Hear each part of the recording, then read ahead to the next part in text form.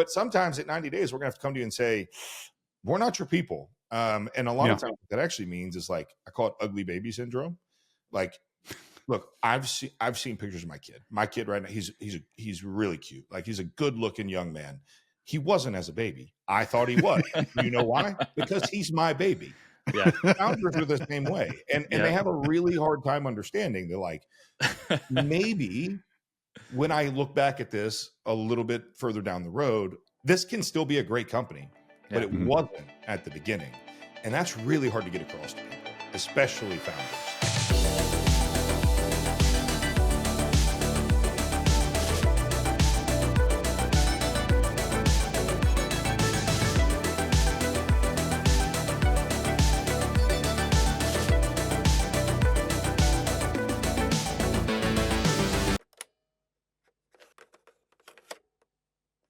Zach Walker, welcome to the Boombox Boardroom. You are our first guest for season 2, so thank you for showing up. I apologize for my technical difficulty, but you've been very, very patient. We got through it, and we're ready to go.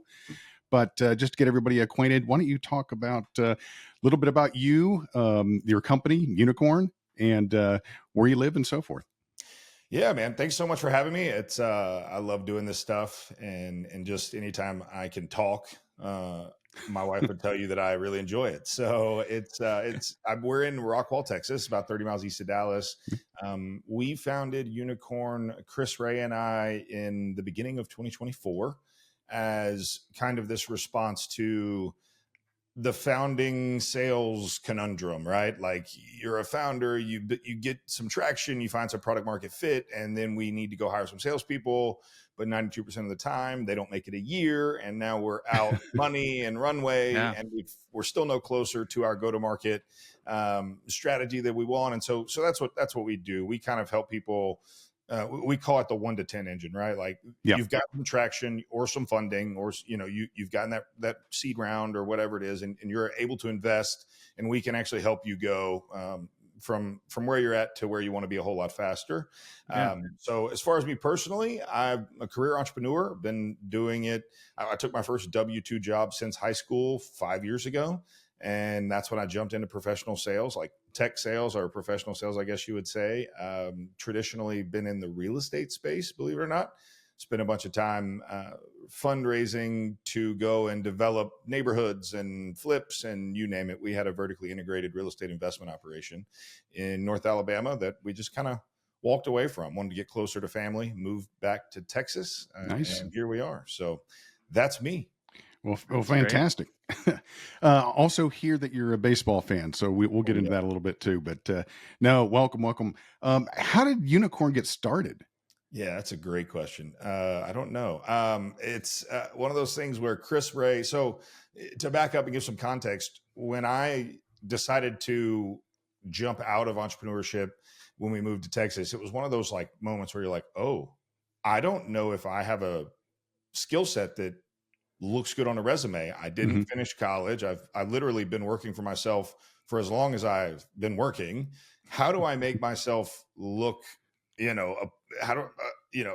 sexy to one of these sexy companies? Everybody wants to be part of these, sexy startups. And how can I get in on that? And fortunately, there was a real estate company that was moving into the education side, selling education and technology with Serhant, and Chris Ray was there, and he actually gave me my first job in quote unquote professional sales as the director of strategic partnerships. And so I was a founding hire on that go-to-market motion, building out the partnership side. And from there, we spent the next 4 years kind of bouncing to different places and going and doing different things. And then Chris and I came back together and just kind of had this conversation of like, man, what are you going to do? And I'm like, what do you want to do? And so we ended up just working through this concept of building out this founding go-to-market engine, right? Because we've both done it. We've both been that role in different places, and the challenges that come with that. Like, you can't just have one person that is going to be your go-to-market, your outbound, your BDR, your AE, your RevOps guy, and hopefully cure cancer and keep the break room clean while they're at it. Like that person doesn't exist. Sounds And like every so, marketing director role out there. Exactly. Yeah. like that role just doesn't exist, right? Like Yeah. that truly is a unicorn. So that's where it kind of came from. Like unicorns do exist, but it's not in an individual person, it's in a team. And that's kind of what we've done for people for the last year and a half, is help them deliver a fantastic go-to-market strategy and execution all rolled up into one. And we've had some phenomenal success. I think you forgot graphic designer, website developer. That's Zach. You say that. Full-time BD, full-time salesperson. It's funny you say that. A little fun story here. When we started, it was actually called a revenue rocket. And as someone who has been an entrepreneur forever, but on a really small scale, I never had to really think about like national kind of a thing. So of course I check the Secretary of State and I go through the checks that I know how to go through for naming conventions, and we're good, all good. Turns out we weren't. And so very quickly we were asked very politely to cease and desist. And as the in-house graphic designer, I had about a week to completely rebrand a company that was growing very rapidly. And so, yeah, that was one of those, jack of all trades kind of moments there. But, that's the problem. And that's the truth with these startups, is like, you really need specific skill sets. You can't afford to go out and hire 4 people at this moment in your process. Yeah. Fractional is the answer. We do fractional differently. We actually hate that word because it's like, we're not fractional. We are completely whole. We just use our team of fractional to accomplish all those little roles that you can't quite afford full time, but we can because of the way we do it. So if I'm an entrepreneur, a founder, something like that, and I want to get going in sales, I've got a great idea. My go-to market is all over the place. I can't handle it myself, but I need that sales guy. Right. Yeah. You need to first, you got to figure out what your ICP is. You got to figure out and there's different stages of this, right? Like some people come to us with a fully baked ICP, or they think they do. And we're going to go try to get product market fit. Well, that's one type of motion, right? Some have product market fit. Now we're really launching this actual sales motion with the outbound execution and all of that. Like that's a totally different thing. We're going to help you figure out what point in the process you're at, what you actually need. And then we're going to deliver what you need as you need it, and we can scale with you, or we can hand it back over to you once we get it where you want to go. Either way, but we're going to make sure that you don't make those critical mistakes early on. And it's not just strategy. I think that's where a lot of startups miss the mark on this fractional thing, right? Sit in your ivory tower and tell me what I should do. Great. That's awesome. I can Google a lot of that. Who's going to actually do the work? And that's where we differentiate, is like, we actually have the people to do the execution of the work so that we can follow through on these great strategies we're developing together. So, yeah, we can go out to ChatGPT or anything else these days and get strategy. We can read just volumes of stuff on strategy, right? But at the end of the day, you've got to have people that can execute. And so your company you basically embed yourself with your clients, right? And what are the different roles? I mean, what do you bring to the table? You bring in all facets of everything from outbound and RevOps. What does that look like? Man, that's yes is the answer, right? I mean, the truth is, like, that's the beauty of our business. We have a roster of talent that you probably couldn't afford, because they likely have a really good role full time, and they want to work an extra 5, 6, 7, 10 hours a week on the side. Mm-hmm. And so, like, they're very desirable in their skill set somewhere else, and we can bring them in for you at a great rate in a part-time capacity to accomplish any number of roles. So our past engagements, we've done everything from complete RevOps, like a tech stack integration, like let's create the ideal tech stack, let's bring in all the engineers that we need to like build out a hardcore, HubSpot instance or Salesforce instance, and then we can either hand that back to you, or like we can execute alongside you and bring in that outbound machine, right? And then we can tie that in. And so the truth is, like, if the CRO would need it done, we can do it. Got it. Okay, great. So it's interesting you raised the technology side, the CRM side of things. Especially for smaller companies, they may not have an admin or something like that. But what kind of CRM horror stories have you seen out there? You going in there going, wow, you're going to have to just wipe the slate clean. We're going to have to start from scratch here. Yeah, Boy, I don't like any of them, if I'm being honest with you. And so I can tell, man, it's, have you seen that Gordon Ramsay show where he like goes into these terrible kitchens and like starts slinging old Yeah. chicken? Kitchen That's nightmares. that's Yeah. what that's what it Yeah. feels Yeah. like, right? Is like, they have no idea. And the truth is, like, we've all been there. Like, I don't, Oh, yeah. any entrepreneur's been there when, like, the free HubSpot version, it's pretty good for what it is. Yeah. But like at some point, the free version, you outgrow it, and that's Mhm. when things get really challenging. And if you set it up poorly in the beginning, the entire process will grind to a halt. You've built nothing but a bottleneck, and it's going to cost you. I mean, you guys know this, right? Yeah. Like, it's going to Very cost much you so. a tremendous amount more to unscrew up what you've screwed up than to just do it right in the first place. And so that's one of those things that we harp on with people, is like the technology side is very important. We've got to get this right early on. You don't have to have 27 different tools that cost $1 bazillion a month. Like, those tools are great. You'll get there. Yeah. We have a tech stack that is, we have good, good, better, best, and based on budget, and we can get you where you want to go, and we have great partnerships with these vendors. So we get better pricing for you.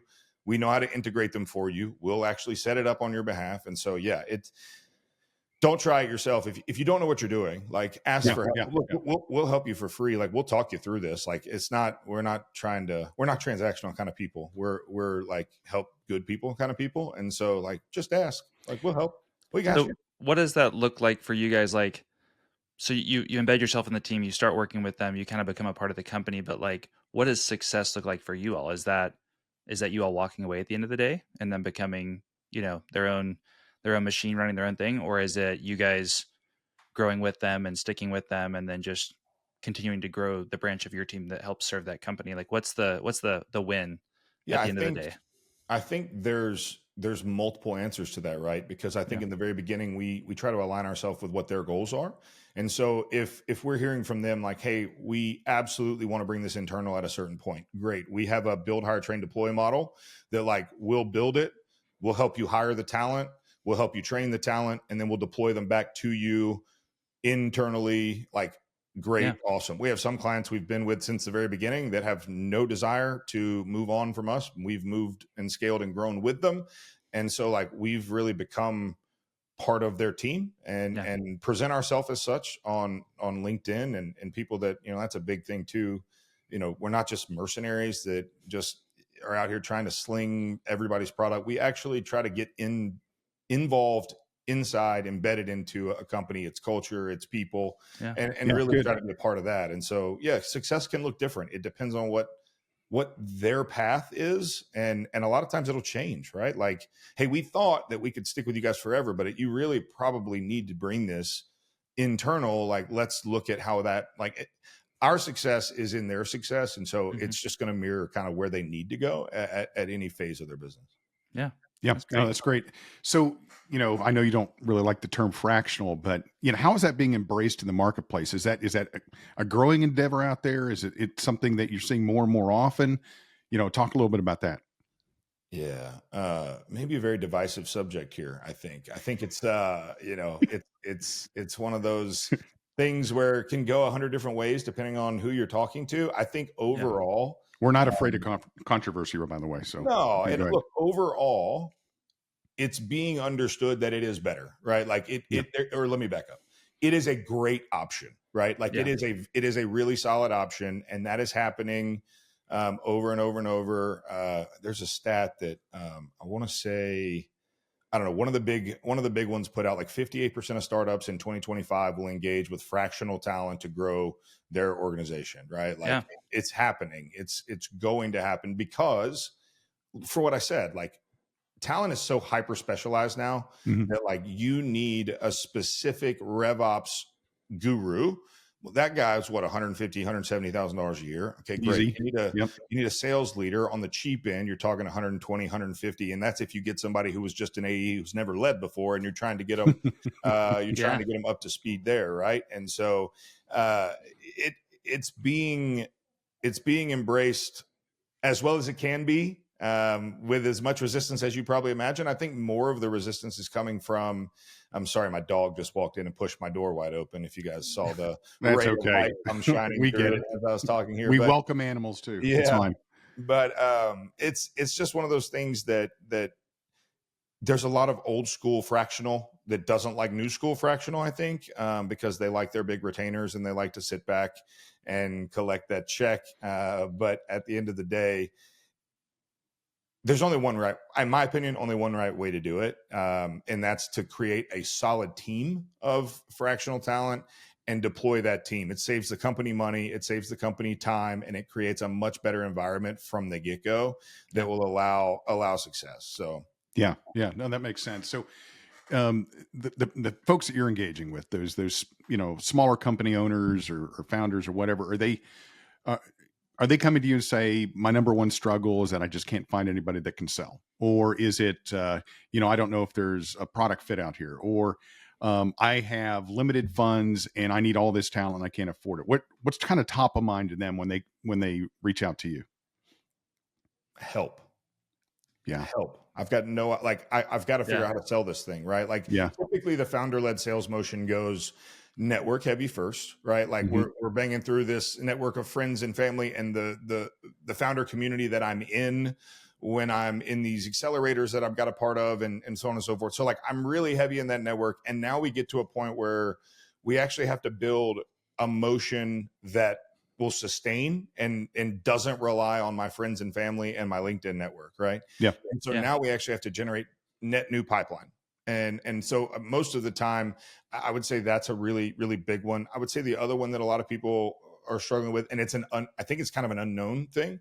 They don't have the product market fit that they think they do. Hmm. Mm. And so they're running wide open with some messaging and a strategy and yada yada yada that is completely off the mark. I tell people it's like Mountain Dew trying to launch at the Met Gala, right? Like, you launch that at the X Games, not the Met Gala, and so they're in the wrong place and they're doing the wrong thing, and they don't know it yet. So that would be another one. And then I think the third one is probably just like this general idea of like, I know I need to build this the right way, and I'm not quite sure what that is. And so that's probably the third. It's less of like, my hair's on fire and I don't know what to do, as much as it is just like, I just don't know where I'm at, and I don't know I don't know where I need to go, and I don't know how to get there. And so, can someone Yeah. help me with that? So Yeah. Yeah. So that first kind of engagement probably just sitting around and really just having the discussion, right? And yeah, kind of getting that out of them. I can't So tell you how much free work we do for fun. I mean, we enjoy it, right? Like, we enjoy it. We enjoy Yeah. the just working. Like, I want to see founders succeed. Like, I want to see I love startup culture. I love being an entrepreneur. I have done it my entire life.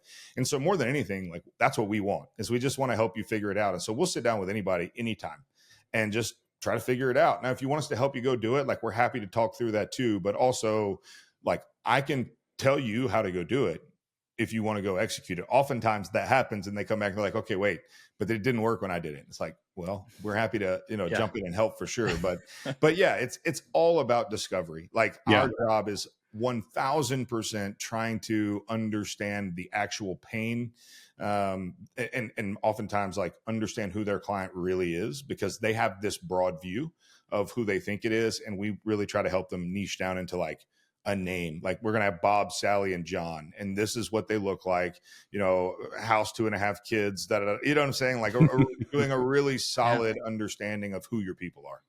Yeah. Yeah, well, it's not a one size fits all, and that discovery process, I love it. We do that here, right? And something we're not getting paid for. We refer to it as scoping over here, but that exchange that you're getting from that potential client, one, gives them confidence because you're asking really really good questions. You're kind of trying to eke out, not only the good but the bad, the ugly, all of it, right? So you can come back and say, okay, this is how I think we can approach this. All right. Maybe a crawl, walk, run. It may be, hey, we can get on this and, turn up the velocity really, really quick, whatever it may look like, but it's just not a one size fits all at all. Yeah. So Zach, you mentioned just kind of your desire to help entrepreneurs and wanting them to succeed, but I mean that's you and Chris. And I remember you telling us something about kind of getting into it and then realizing that you guys had kind of maybe gone a little too broad with your market scope and your own ICP. So could you kind of share a little bit of that journey and how you guys kind of learned and what led you guys to narrow that ICP of your own? Yeah, look, if you want to talk about lessons, boy, we've got lots of those we can share. I promise you that. We went from zero to $1 million in ARR in like 97 days, right? So we Wow. exploded out of the gate, Yeah. completely bootstrapped. Like I think we put like, I don't know, few $1,000 in to get this thing started, kind of a thing. Like it was really cool, crazy. What happened was we got way too big, way too fast, and went way too broad, way too quickly. And so, because if you think about it, right, like who needs sales help? Everybody. Everybody. So, like the TAM here is literally, do you have a pulse? We're in, right? And that's unfortunately, and look, anybody that's ever started a business, also you want as much as you can, as quick as you can, because like you're Yeah. trying to make sure you're viable. You're trying to put money in your, you know what I'm saying? You're trying to create an actual paycheck for yourself as a founder. You're trying to make sure your bills are paid at home and your family's good, because without raising money, like that only comes with success and revenue is when you actually start to get paid. And so, Yeah. and look, it's never been about that for us, but like certainly anybody in that situation, you're trying to get business, you're trying to get those wins early and fast. And so you open up a bit more than you should. I think the biggest thing we learned is like sales, and this isn't a learn, this is context for the learn. Sales isn't a silver bullet. We all know that, right? Yeah. And I think oftentimes we ended up positioning ourselves as like just outsource BDR. Like that's who we ended up becoming.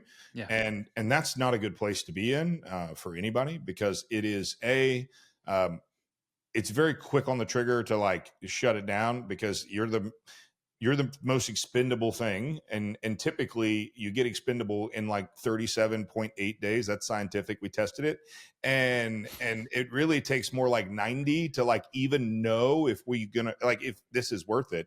Typically we're going to go into that, and at 90 days we're going to come to you and say, okay, we think we can do this, we think that you do have product market fit. But sometimes at 90 days we're going to have to come to you and say, we're not your people. And a lot of times what that actually means is like, I call it ugly baby syndrome.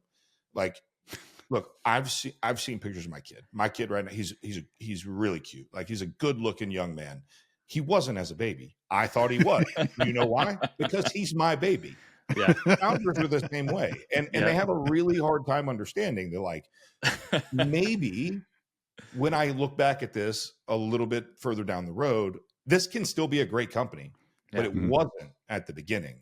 And that's really hard to get across to people, especially founders. And so, I think the biggest lessons were like finding founders that we really jived with in terms of just like how we saw success, how we saw the timeline.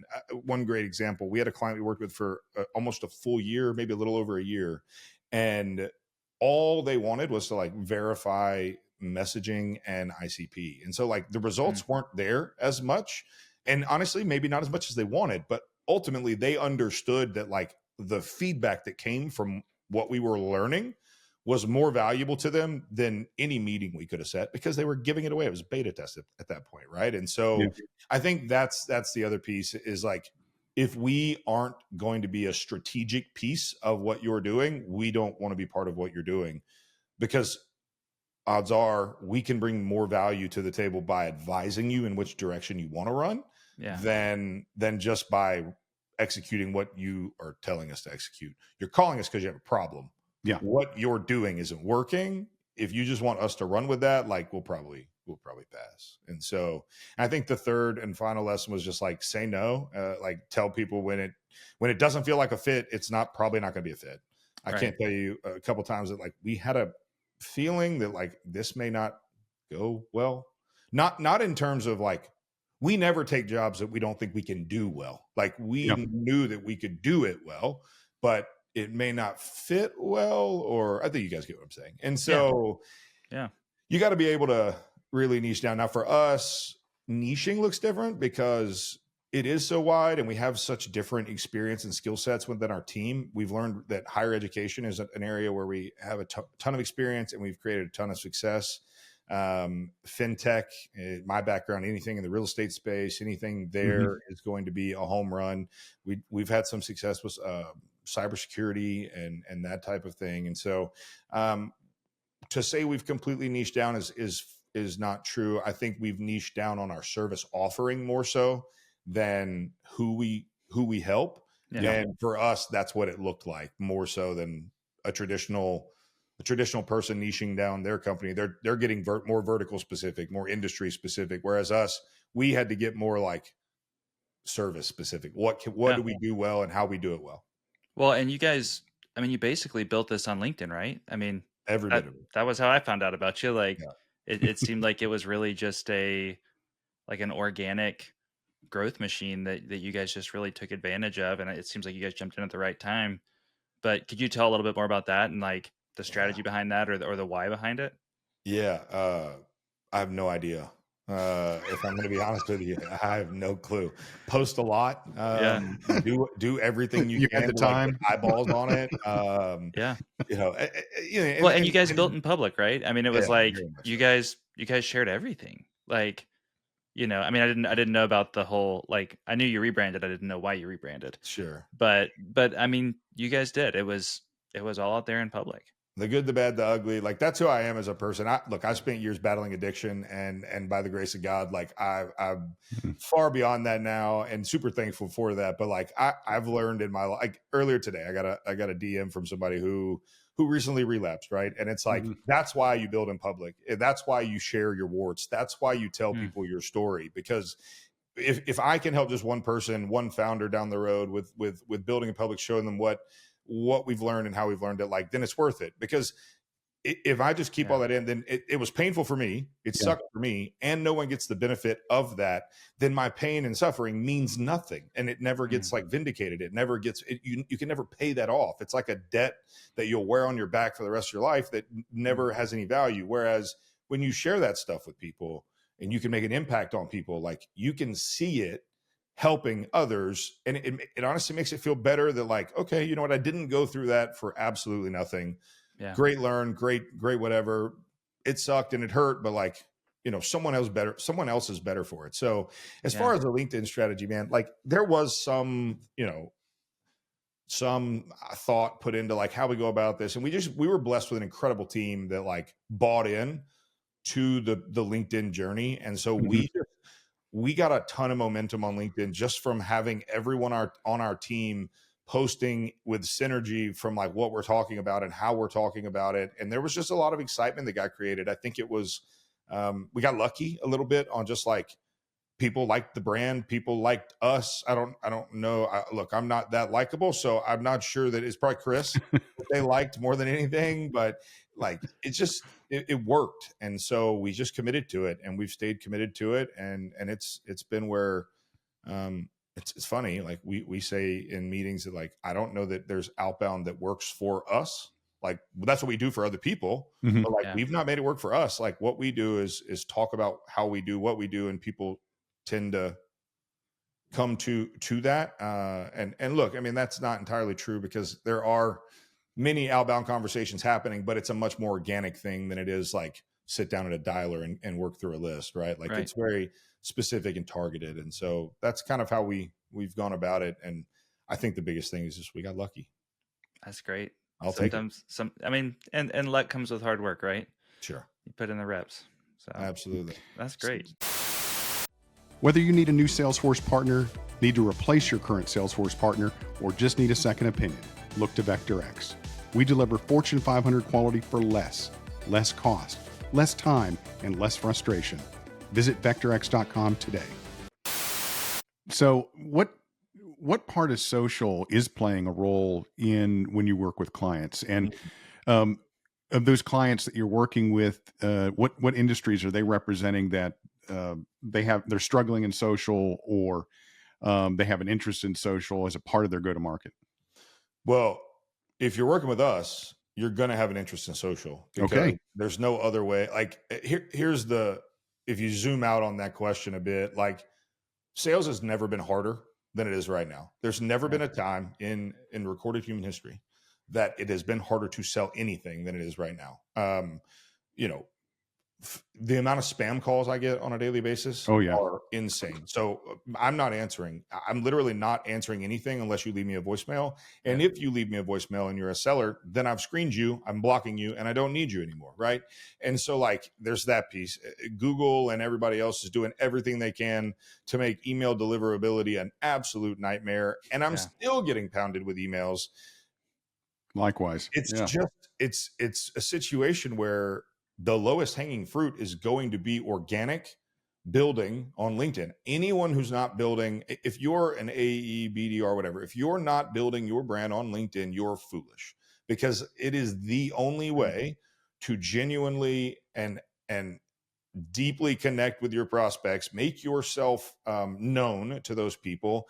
There is a strategy for that. And so to answer your question directly, every outbound strategy we have has a couple of pieces. Like we're likely mixing in some very specific email stuff that is done in a very specific way, our way. And then we've got this very specific LinkedIn thing that's happening. And then we'll tie some calls into that. But it's all about the strategy of how you mix those together. You can't just pound emails and wait for something to pop. That doesn't work. You can't just pound LinkedIn and wait for something to pop. That doesn't work. You have to have a like fully baked approach. And so the answer to your question is everyone needs to be doing social. All of our clients are working through socials to get to their client base. And we're connecting those dots with a very specific email, LinkedIn call mix that gets us on the phone with people we want to get on the phone with pretty quickly. Yeah, that's great. Go ahead, Jaron.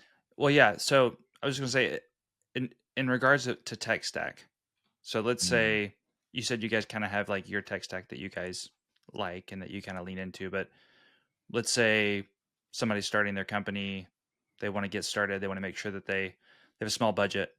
What's like your top 3, and then what's like your bonus? Like, hey, I can afford a fourth as far as tech stack goes. I'm glad that you asked that, my friend. I'm pulling up my slideshow here. I literally was just building this with, if you know Chris Ciccone, we were just working on this because what we're about to roll out is, I don't know if you'd call it an audit or what, but basically like, let's work together. We've done it for a few clients where it's like, you just work together to find, build, implement the ones that work for you. It's very inexpensive.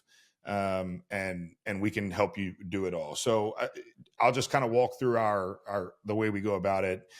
Ocean.io is where we like to find those matching companies, right? Apollo is what we use for outreach. Sorry guys, HubSpot is where we land on CRMs. SalesNav is one of those nice to haves, not necessarily a have to have. Sure. We use Instantly for a lot of our email stuff, Trellis for our calls. And then as far as like some of the other nice to haves, Fathom, I think everyone needs to record their sales calls, is what we use there. And then TitanX is one of those like really nice to haves where you can enrich and score your data and make sure you're getting good data. But yeah, that is the tech stack for founders. And the truth is, like, we can walk through that with them. And this is a free thing. Like, we'll sit down with anybody and just tell them like, hey, this is what you need to do. This is how you need to do it. But if you want us to get in there and integrate all that stuff, because it all has to play together. And at the point when you pull a contact, it needs to work with your CRM, which needs to work with your dialer, which needs to work with Instantly, So that's where it gets a little bit more complicated, but that's kind of our go-to stack. That's great. We'll dub over what you said in there, and we'll throw in a different word. How about that? Look, here's the thing, and you guys tell me if I'm wrong. I'd love to talk about it because the CRM conversation is huge. It is huge. I've worked in both. I've worked in a very, very, very well-developed Salesforce environment. We actually had like multiple on-staff Salesforce guys, engineers building it out custom, however we wanted it, yada, yada, yada. And I've worked in the HubSpot environment quite a bit. I don't think there's a better, like, for a startup that is bootstrapping or is like not making a ton of money or not very well founded, I don't think there's a better option that does what HubSpot does at the price point it does it at for early stage, right? I understand the conversation as it grows and gets bigger. Certainly apples to apples conversations to have there, but correct me if I'm wrong, but like, it seems like the free entry point with HubSpot, and then like that early stage stuff is just a little easier over there. Like that's the only reason I say that. Frankly, I like working in Salesforce as much as I like working in anything. Yeah. But for me, when it's fully baked out, like there's a lot of perks over there in Salesforce. In the early stage, which is where we live, like we just haven't seen it as much. In fact, I don't think we've seen anybody in early stage with Salesforce, and maybe you guys can tell me why that is. Yeah, well, I think it's a fair statement. I don't think it's necessarily a wrong statement. We've certainly seen, mom and pop shops use Salesforce, right? And I think those companies out there that are looking for a CRM, they just need something. They need to get, I need to put my records somewhere, right? Yeah. I think HubSpot's, very, very capable, like a number of different CRMs out there. But, as my business grows, matures, and so forth, I'm going to be stunted. My growth will be stunted by the technology capabilities, right? Yeah. And so that's, platforms like Salesforce offer just a whole canvas of stuff that you can do. So there is a maturation process. When we see, small companies are interested in using a CRM, they're using pretty much out of the box. Okay, there's not a lot there, so there's not a lot of implementation services work to go around there. It really, their struggle is kind of what you're offering to customers. Their struggle is not necessarily where I put my record data. It's all the other things that go into the go to market. It's am I messaging correctly? How am I going to go out with my messages? What channels am I going to go develop? What's the Sure. feedback loop look like so I can pivot and shift and so forth? Does that make sense? Yeah, absolutely. Yeah. Jared, you want to Absolutely. add to that? No, I mean, I think it is hard to argue against HubSpot early stage a lot of times, but again, I think it's the familiarity. So I think a lot of people get exposed to HubSpot at startups early on because it is the cheaper option. It is the For sure. lower barrier to entry. I think they have a freemium kind of model, and so they get you hooked. Well, And they did make me angry with their last little change though. They used to, your free one, when you went to the paid version, you could use both. It was like a mix of free and paid, but they changed that now. As soon as you go to paid, all your free members are just kind of out of luck. oh no, Yep. Yeah. oh, that's a bummer. Oh my gosh. So let's talk about the role of AI, and how much is that coming up in conversations directed at you versus kind of what you're preaching to your clients? How are you going about that? It's, people we talk to, it's still very much, I think a lot of gray area out there. Obviously it needs to mature quite a bit. It's so powerful. Some of the things you can do, I can't even imagine what it's going to look like in just another year, 2 years, 3 years. It's going to be crazy. But what does that look like for you on your end? I mean, I use it all the time. Mm-hmm. And if you're not using it all the time, I think you're leaving it on the table, right? Like I tell people all the time, it's the same conversation about any tool, right? Literally any tool in the world. It's only as good as how you use it. And it's not going to do it for you, right? And so I think leveraging the power of AI for efficiencies and for literally anything you can is absolutely worth it. I mean, I can't tell you. I've literally built a Zach GPT where I've fed it every piece of content I've ever written, every email, every DM. It knows my writing style and it mimics me to a T. Like if you're not leveraging that kind of stuff, you're crazy. The way I tie it in, I mean, outbound messaging, like, of course, you're not going to take outbound straight from, but you can certainly say, hey, here are my verticals. Here are my targets, target titles, my personas, like give me 12 or 20 or however many different variations of messaging around XYZ that you can give me. And then now you have a starting point, right? And then you can go through that. I'm not going to send anything that just gets pumped out by GPT ever. No. Ever to anyone, even if it's mine that I've worked on for a year. Like I'm still not sending it out because it's still not me. Yeah. But if you're not leveraging it in 1,000 different ways, you're probably going to get left behind. Yeah, I feel like AI is very much a yes and. Like, correct. Yes, you should be using it, and you should be checking it, and you should be testing things and seeing what's the right fit. Because it's an unbelievably powerful tool. And I mean, I think it was the CEO at Fiverr or one of the founders at Fiverr sent out a message to the freelance community and to Fiverr employees, and basically said like, hey, it's coming for you, and if you don't adopt it, then you're gonna probably looking for a new career in a different, maybe a different vertical, because it's moving fast. I heard somebody say the other day that it's basically like 100x each year. Like every 12 months, we'll be making that type of progress from the chips to the logic to how it's being applied and everything else. I mean, it's moving so fast, and if you're not already on the train and in some ways utilizing it, you will get passed by. Yeah, and if you prompt it correctly, I don't look at Mm, AI as a replacement for my brain. I look at it as an extension of my brain in many ways. It's getting me to think about things I didn't think about necessarily. It's helping do some of the chore work that needs to be done, but it's certainly not replacing my brain. And just a little aside for this call, I actually did prompt ChatGPT to say, hey, that Zach Walker guy that over at Unicrn, what's some really good questions to kind of ask him? And I'm sure it went out there into the sphere and looked at things you did and so forth. yeah, And it gave me back all these different questions. Hardly any of them I've asked you, by the way. And the reason is I didn't prompt it with the fact that, I'm not really a 60 Minutes reporter asking these, sure. questions. They came back so formal. It's like I could sit here and do, professor theory and ask you those types of questions. I'm not doing that at all. You know what's crazy? So, You made a really good point. It's I've spent a lot of time learning how to prompt it well, right? yeah, Like that's the key. Is that's if the you can learn skill. how to talk to it and Yeah. what to ask it, how to position. I've got I've got some very specific like well-known copywriters that I reference as like, hey, write it in this style, do it in this way, like Yeah.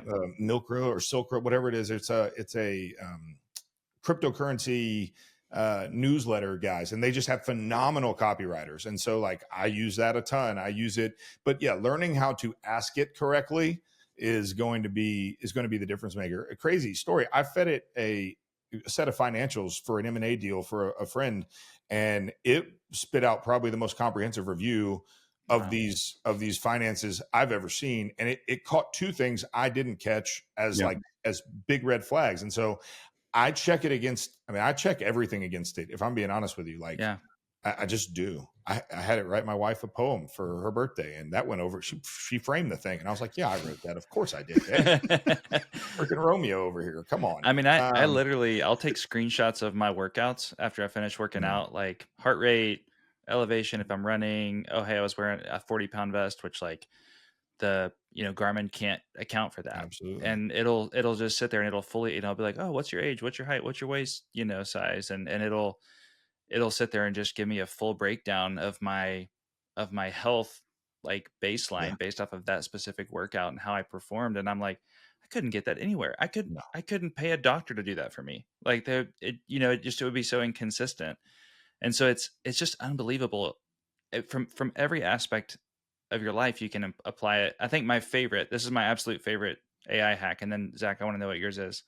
And Bill, if you have one, but my favorite one is if we're making a recipe and Mm, maybe we asked ChatGPT for the recipe, or maybe we just had one and we took a picture of it or a screenshot. But I put it in and I ask it to include the ingredient measurements inside the actual like cooking instructions, because the most annoying thing if you're cooking off of instructions is that you have to go back up to the ingredient list to see, mm, oh, that's 5 ounces of this and 1 teaspoon of that, and it will just automatically write the instructions with all the measurements right inside of it, and it's such a time saver. That's a good one. I do a lot of meal prepping, and so I'm gonna have to remember that one. Yeah, that's a great one. Wow, I need to feed my entire cookbook to it. Yeah. Yeah. That will save quite a bit of time. For me, mine is business actually related because I went in early on. I went in and built a Unicrn copy creator, and I literally fed it because I am the graphic designer. I literally fed it every asset we've ever made. I fed it every proposal we'd ever written. I fed it every contract we'd ever written. I literally put hundreds of pieces of information in there, and I Yeah. said, and I've just kept building on it. And so now what I can do is I can take from a sales call, I can take the Fathom recording, and I can take I'll take the transcript of that. I'll put it in. I'll put their website in. I'll put whatever other information I need in there, and I'll say based on, and then you can tag and reference old documents that you've given it. So I can say based on proposal, blah, blah, blah.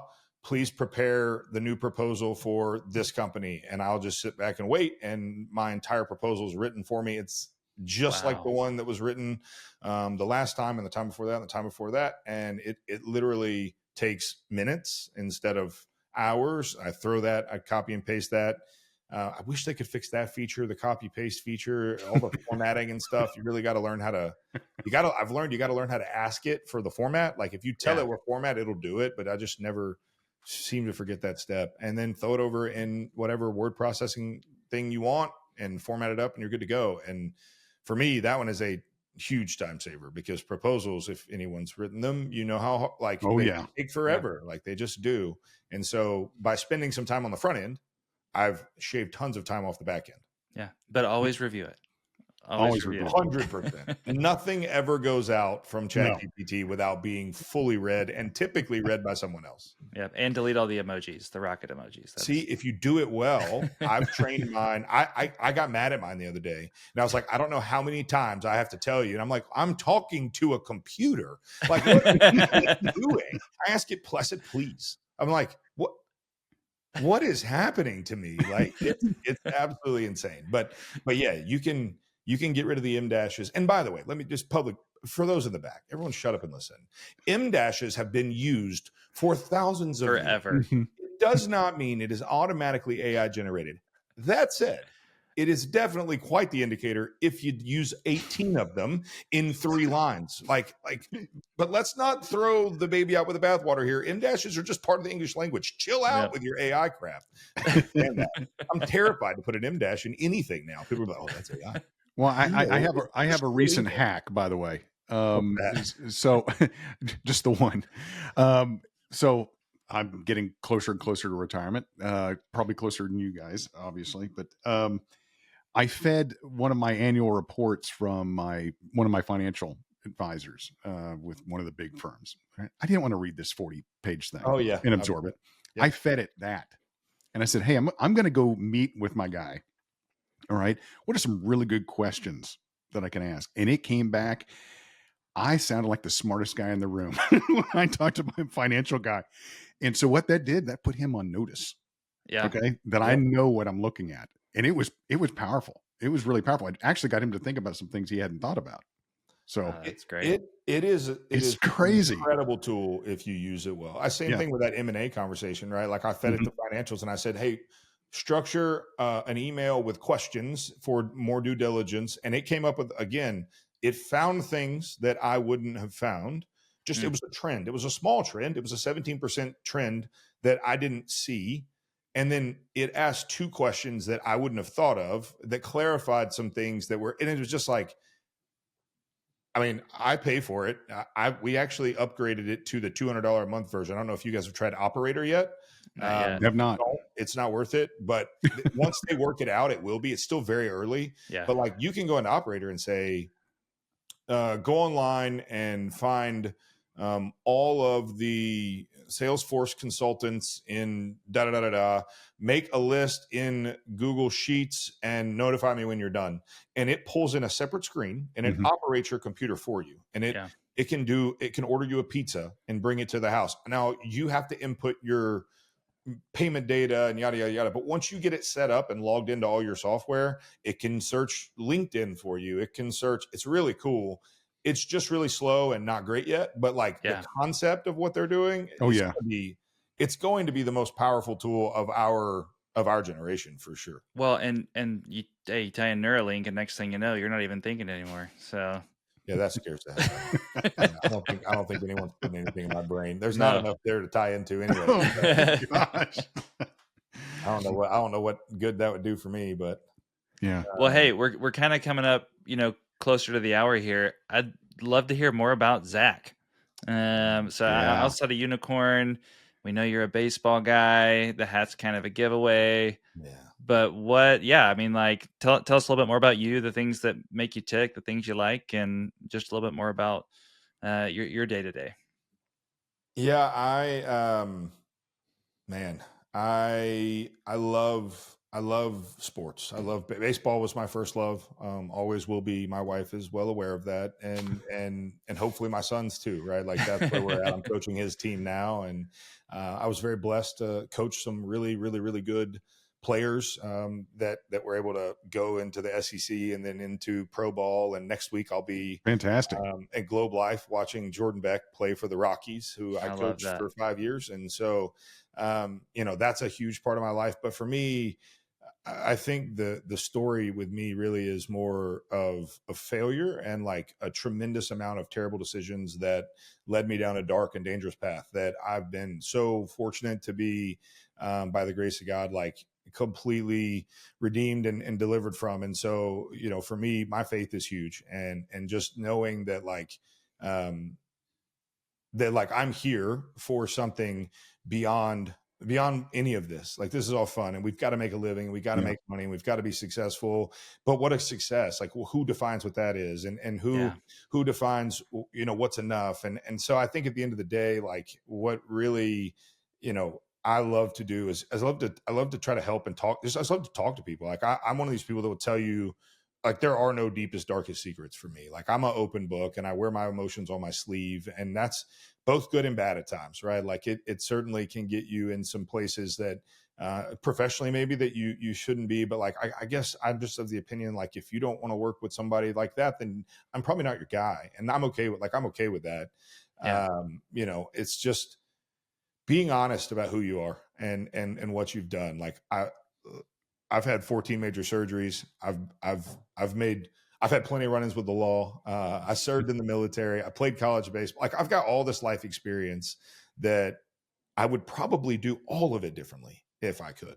Yeah. But I can't, and this is who I am. And so, like, making the most of this guy, the guy that God created me to be, like, that's what makes me tick. That's what really fires me up. And for me, baseball is that way. Like, I get to be a part of these lives that, like, I get to be intimately involved. And one day these kids will stop and be like, man, that coach did something that, like, no one else was willing to do. He believed in me when no one would. He fill in the blank, right? And so that's what really drives me. And that's, honestly, if I could make any money coaching, I'd never do anything else. But it's you got to make enough money so that you can coach, because coaching typically costs you money. And that's part of it, That's so and so, true, man. But yeah, yeah, that's me. changing lives. That's such a. I mean, it's such That's a it. huge It thing. is. It's about changing lives, and Yeah. wherever you are in your place in life, you can touch somebody else's, and be an impactful part of that. Sometimes you need a little bit more from somebody else than you're ready to give to somebody. Yeah.